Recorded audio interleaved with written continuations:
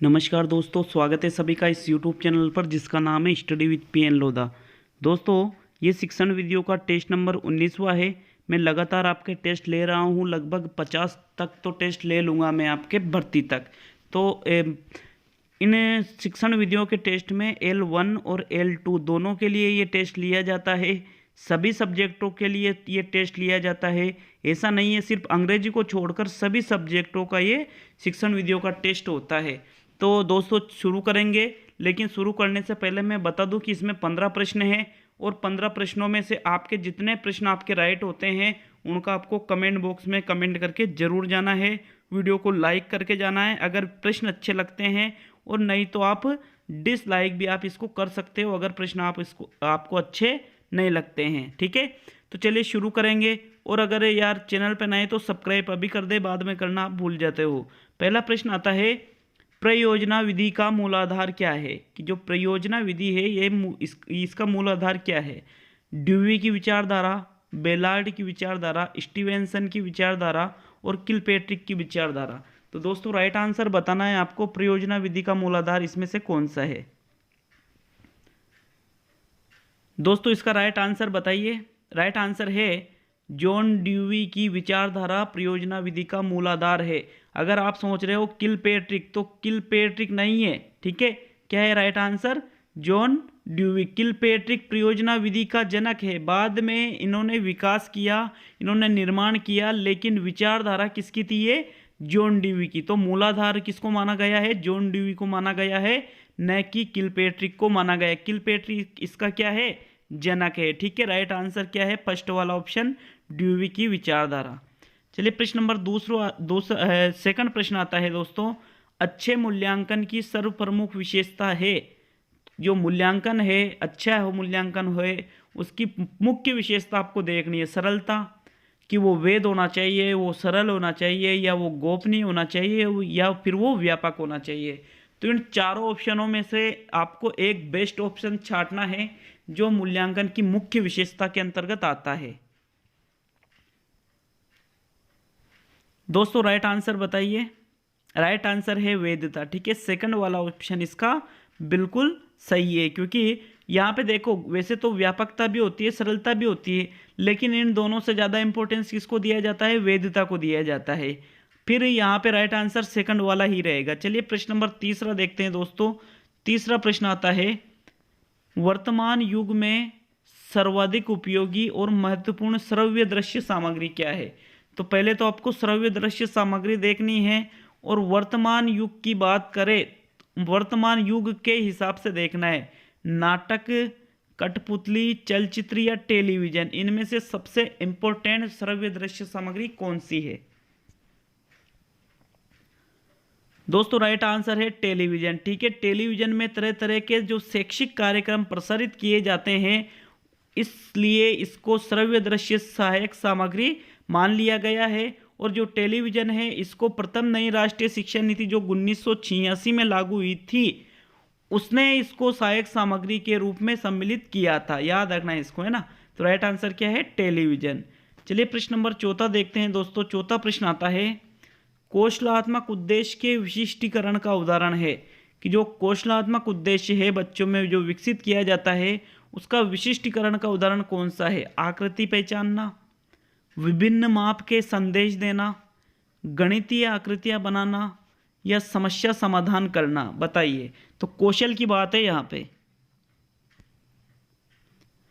दोस्तों right answer है गणितीय आकृतियां बनाना। ठीक है, तीसरा वाला ऑप्शन इसका सही है, क्योंकि कौशल से संबंधित क्या है? जैसे चित्र बनाना, चार्ट बनाना, ग्राफ बनाना, और ये गणित की आकृतियां बनाना भी किस में आ जाती है?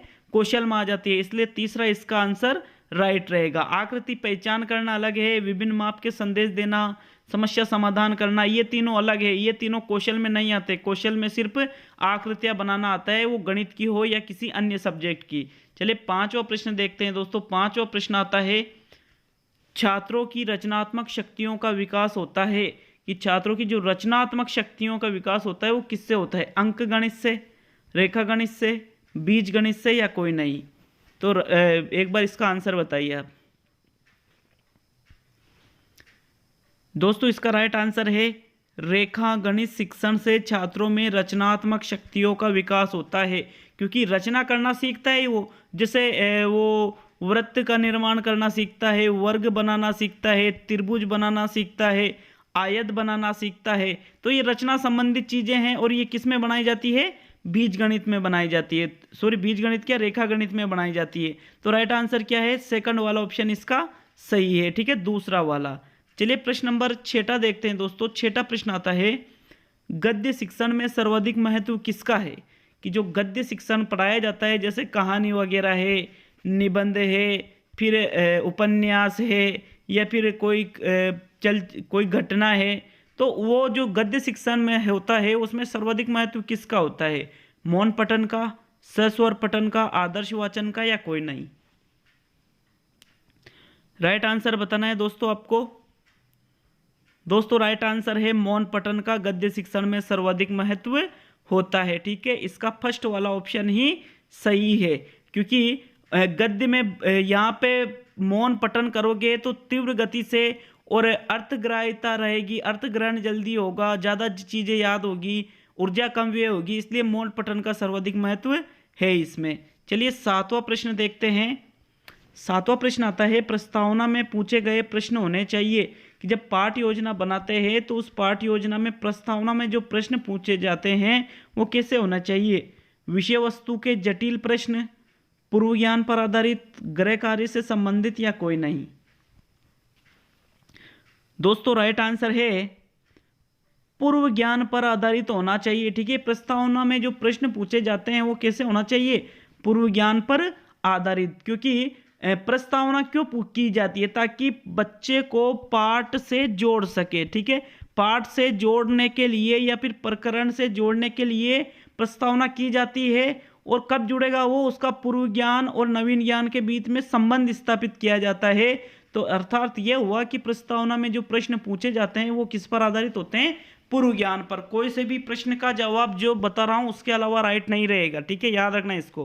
प्रश्न नंबर 8वां आता है दोस्तों। 8वां प्रश्न है, ये देखिए कि जब शुद्धता पूर्वक, छात्र शुद्धता पूर्वक तभी लिख सकते हैं, समझना, छात्र शुद्धता पूर्वक तभी लिख सकते हैं। पहला ऑप्शन है जब अपनी त्रुटियों का ज्ञान हो छात्रों को। दूसरा, उन त्रुटियों से अभिभावकों को परिचित कराया जाए, जब छात्र को दंडित किया जाए, या जब शिक्षक उन त्रुटियों को सुधारे। तो शुद्धता पूर्वक कब लिख सकते हैं बताइए? दोस्तों इसका राइट आंसर है जब छात्रों को अपनी त्रुटियों का ज्ञान हो। अगर दिमाग यहाँ पे जा रहा है चौथे वाले पे, तो ऐसा कुछ नहीं है कि जरूरी नहीं है कि शिक्षक उन त्रुटियों को सुधारे तभी छात्र शुद्ध लिख पाएंगे। अगर मान लो शिक्षक ने तो सुधार दिया त्रुटियों को, लेकिन उनको त्रुटियों का ही ज्ञान नहीं है, तो फिर वहां पे शुद्धता पूर्वक कैसे लिखेंगे? तो इसका पहला वाला ही राइट आंसर होगा। ठीक है, किसी भी सिचुएशन में चौथा वाला नहीं होगा, पहला वाला ही राइट होगा। चलिए प्रश्न नंबर 9 देखते हैं दोस्तों। 9वां प्रश्न आता है, वार्षिक पाठ योजना प्रमुख रूप से उपयोगी है। कि जो वार्षिक पाठ योजना बनाई जाती है वो किसके लिए उपयोगी है? शिक्षक के लिए, छात्रों के लिए, अभिभावकों के लिए, या विद्यालय के लिए? राइट आंसर बताना है दोस्तों। राइट आंसर है शिक्षक के लिए। ठीक है, क्योंकि वार्षिक पाठ योजना, दैनिक पाठ योजना, इकाई पाठ योजना कोई सी भी हो वो शिक्षक के लिए ही उपयोगी होती है। ये मत सोचना कि छात्रों के लिए उपयोगी नहीं होगी, वो किसके लिए उपयोगी होती है? शिक्षक के लिए, चाहे वो कोई सी भी पाठ योजना हो। पहला वाला इसका राइट आंसर है। चलिए 10वां प्रश्न देखते हैं दोस्तों। 10वां प्रश्न आता है, भावों और विचारों की कलात्मक अभिव्यक्ति है।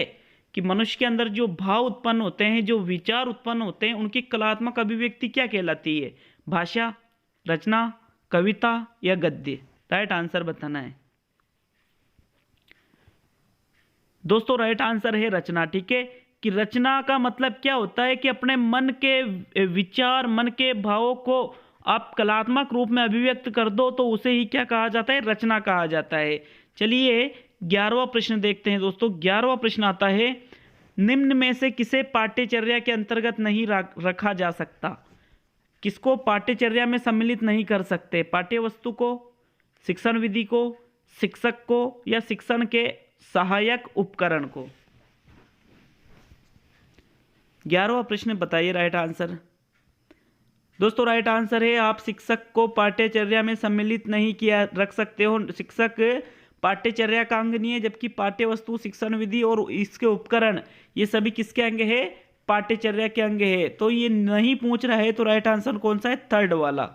चलिए 12वां प्रश्न देखते हैं। 12वां प्रश्न आता है, पाठ्यचर्या के उद्देश्यों की पूर्ति में निम्नलिखित में से कौन सहायक नहीं हो सकता? कि पाठ्यचर्या के जो उद्देश्य है उनकी पूर्ति में कौन सहायक नहीं हो सकता? खेल का मैदान, विद्यालय, विद्यालय भवन या शिक्षक का व्यवहार। तो कौन सा पाठ्यचर्या के उद्देश्यों की पूर्ति नहीं करता है इनमें से? दोस्तों राइट आंसर है विद्यालय भवन। ठीक है, क्योंकि विद्यालय का होना जरूरी है, खेल का मैदान होना जरूरी है, शिक्षक का व्यवहार, ये तीनों उद्देश्यों की पूर्ति करते हैं। लेकिन विद्यालय भवन जरूरी नहीं है। ऐसा थोड़ी है कि विद्यालय भवन नहीं रहेगा तो उद्देश्यों की पूर्ति नहीं रहेगी। भवन की जगह दूसरे कोई जैसे खुले में भी आप बच्चों को पढ़ा सकते हो, तो वो वहां पे उद्देश्यों की पूर्ति नहीं हो सकती है क्या? हो सकती है बिल्कुल। इसलिए राइट आंसर कौन सा माना जाएगा? विद्यालय भवन। चलिए प्रश्न नंबर 13वां देखते हैं। 13वां प्रश्न आता है, शिक्षण व्यू रचना के कितने प्रकार होते हैं?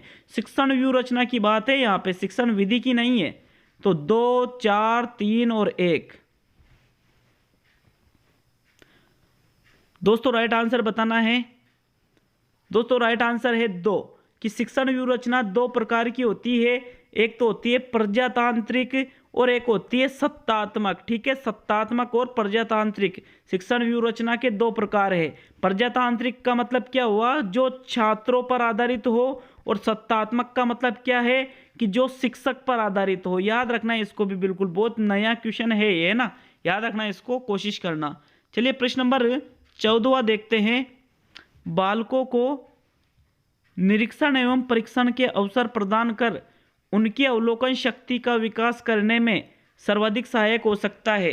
कि बालकों को निरीक्षण भी और परीक्षण का अवसर आप प्रदान कर रहे हो, उनकी अवलोकन शक्ति का विकास कर रहे हो, तो इसमें सर्वाधिक सहायक क्या है? कंप्यूटर है, रेडियो है, वास्तविक पदार्थ है या टेलीविजन है? दोस्तों राइट आंसर है वास्तविक पदार्थ। ठीक है, क्योंकि आप ऐसा तो नहीं है, नहीं कंप्यूटर का आप क्या परीक्षण करोगे, रेडियो का क्या परीक्षण करोगे, टेलीविजन का क्या परीक्षण करोगे, लेकिन जो वास्तविक पदार्थ है उसको आप हाथ में ले सकते हो, उसको छू सकते हो, उसको अच्छी तरह से देख सकते हो, उनकी अवलोकन शक्ति वहां पे विकसित होगी, वो उनका निरीक्षण कर सकते हैं। वास्तविक पदार्थ कोई सा भी हो सकता है, जैसे आम है या फिर और कोई दूसरी चीज हो सकती है, जो वास्तविक होना चाहिए। तो यहाँ पे राइट आंसर कौन सा रहेगा? थर्ड वाला ऑप्शन। प्रश्न नंबर 15वां और आज का अंतिम प्रश्न आता है, निष्पत्ति परीक्षण से किसकी जानकारी होती है? कि जो निष्पत्ति परीक्षण लिया जाता है उससे किसकी जानकारी होती है? शैक्षिक प्रबंधन की, शैक्षिक कमजोरियों की, शैक्षिक उपलब्धियों की या सभी? दोस्तों राइट आंसर है शैक्षिक उपलब्धियों की। देखो, निष्पत्ति परीक्षण को उपलब्धि परीक्षण भी कहा जाता है। क्या कहा जाता है?